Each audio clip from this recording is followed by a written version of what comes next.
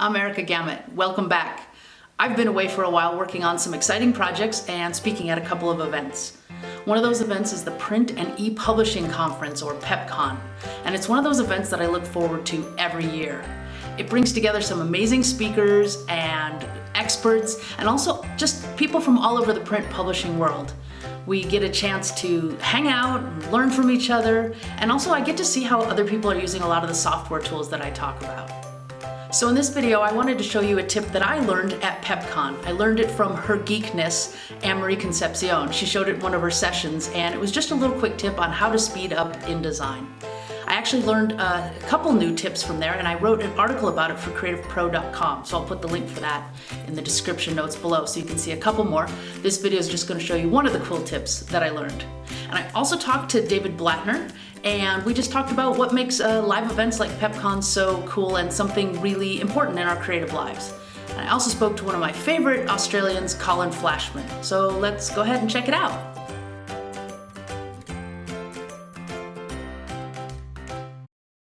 I just want to share with you a really quick tip that I learned at the Printing and ePublishing Conference, or PePcon, in San Diego in June of 2016.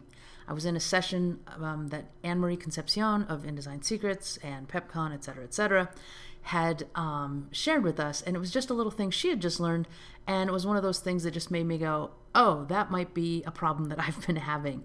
And it's basically just one of the cool ways that you can speed up InDesign. InDesign does a lot of stuff in the background, and that actually can take a little bit of a hit on your processor speed, and also can sort of just slow down your workflow. So one of the things that I learned that she showed me was that you can turn off the auto checking of your hyperlinks. So if you have a document and you've put a lot of hyperlinks into it, or even if you only had 5 or 10, I suppose it would probably add up. But I opened up this document here that has a lot of hyperlinks.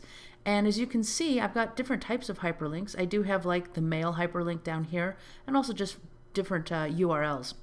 But over on this bar panel, I can see that most of them are green, but one of them here is red. And that's just basically telling me that there's an issue with that URL. For whatever reason, that URL is not checking out. Now, I can't really see what the URL is without clicking on it, but I can go to it and see for whatever reason there is an issue with that.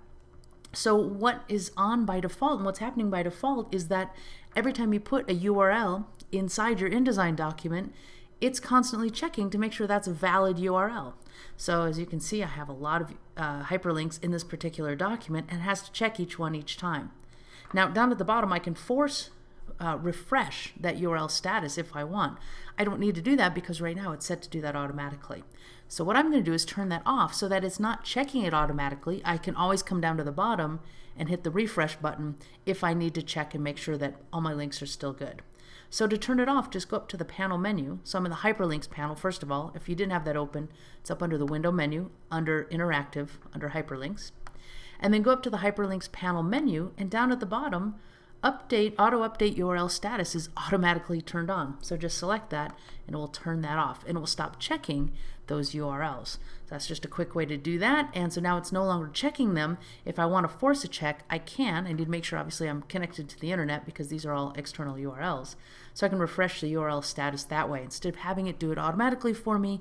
And every time I stop moving my mouse, it suddenly runs all the automatic checking features that are turned on across the entire application. So it's just one way to quickly speed up your InDesign. So it's a cool tip that I learned. I didn't know it. I don't think she knew it. She had just learned it. And I think pretty much everybody in the room just gasped when we saw this. So just one quick way to speed up InDesign just a little bit. Hi, I'm Erica Gamet, and this week I am in the lovely city of San Diego. I am at PePcon, the Print and ePublishing Conference, and I am joined by my good friend and fellow speaker, Colin Flashman. How you doing, Colin? You shake? We don't do shakes, we do hugs on this channel. That's right. That's right. And you're here all the way from Adelaide, Australia, correct? Yes, that's right. Right, that is awesome. So I hope you guys dig his accent, because you know, it's Australian. All right. And I'll put subtitles if you can't understand them.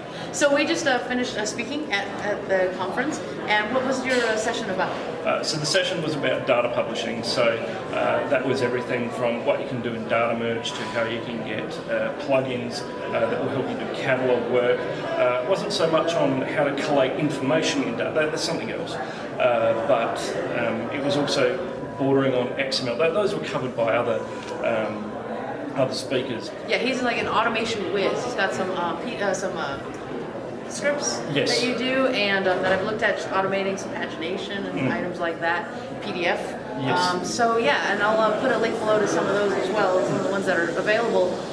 But yeah, you just... I'll put a link to some of the ones that aren't available as well to you. Excellent, that'd be great. So we'll get the inside scoop on that. Good. And what do you like? What's the advantage of coming to something like PePcon, where you get the live training, and what is the advantage for you? You come a long way for this the last couple of years. What draws you to something like PePcon? Okay, so several things. Fraternity, you have a community of other Adobe InDesign, not just InDesign, but the whole suite of users. You also have just such a broad skill base. I mean, where I'm from in Adelaide, Australia, finding other people who just know the level of InDesign that I do is not a lot. To really find out the skills from other people and the amount that I've taken away, just the first session that we had with Russell and David, just a tip, so I think I was getting cramped from the amount of tip that I had to just keep writing. Just little things that you may not know that you've overlooked, or otherwise glaringly obvious things that you really should have known.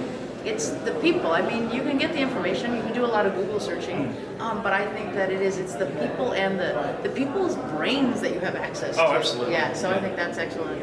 Excellent, cool. What is up next for you? What's your obviously you're going to go back to Australia, and then what awaits you? What awaits you in Adelaide? Oh yes, it's winter down there. Yes, hoping to see if I can make my way to the InDesign conference, but that will all depend on whether I can get time off work. Otherwise, I'll probably do some sessions at the Adobe Users Group in South Australia if we get a quorum, Excellent, cool. I think we need more than 7 people. More than 7 people to show up. You heard that, Adelaide. If you're out there listening, go to the InDesign User Group in Adelaide. You can also go to his channel, which is... Cole Can Do. Cole Can Do for the Americans that couldn't understand. No, I'm just kidding. That's all right. Don't worry, I'll put it down below so you can see it. It. Yeah, exactly. There'll be links in the comments below.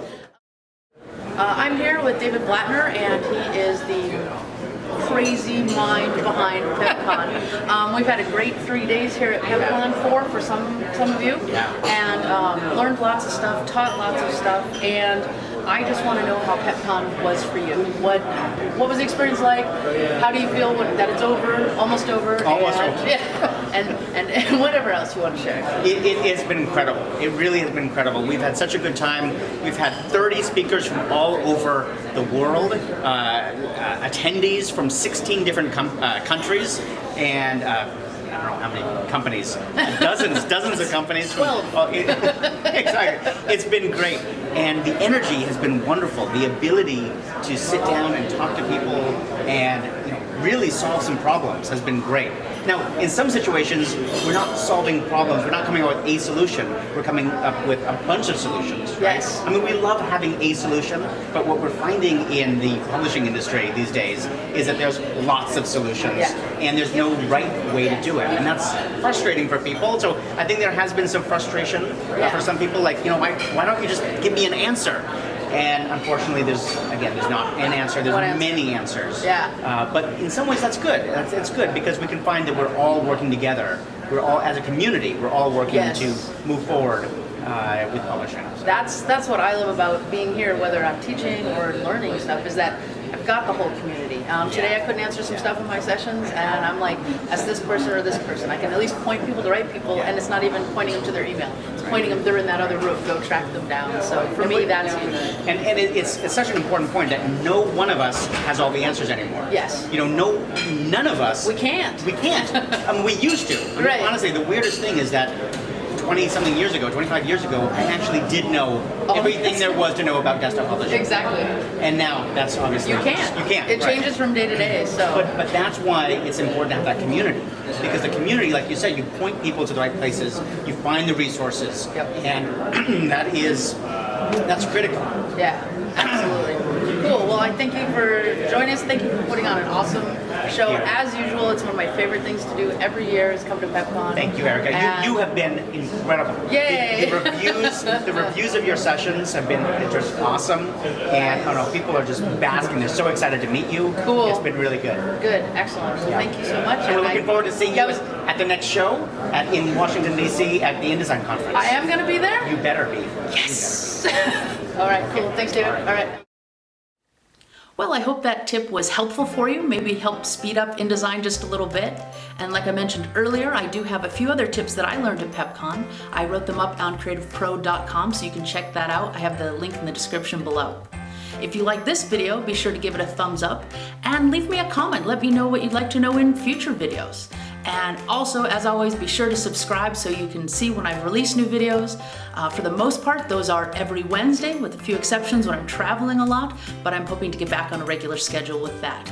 You can also either leave me a comment here, or you can leave me a comment on social media. I'm on Twitter and Instagram. I'm at Erica Gamut on both of those.